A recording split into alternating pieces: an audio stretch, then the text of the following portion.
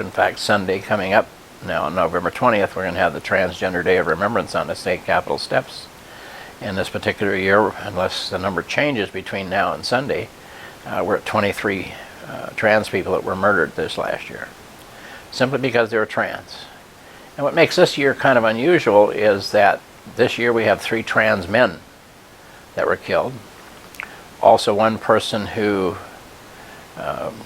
the term that a lot of people use, I like gender expansive, but gender non-binary, meaning that they don't necessarily identify as male, they don't necessarily identify as female, they're somewhere in a paradigm between the two genders,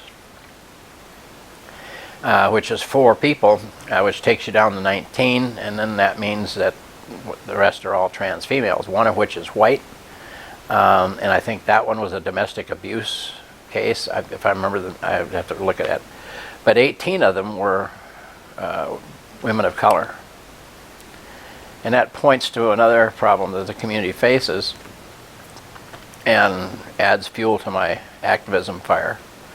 15 to 18% or higher of this community is unemployed in a national economy that sees about a 4.9% unemployment rate. If you happen to be black and trans, it exceeds 20% and higher. So in a lot of cases, these are young black women that are forced to do sex trade in order to have a place to eat and a place to stay and a place to have something to eat. So they're a byproduct necessarily of the economic pressure that we're under. But nonetheless, it doesn't, why they were there or whatever, doesn't justify the fact that somebody just killed them because they were transgender.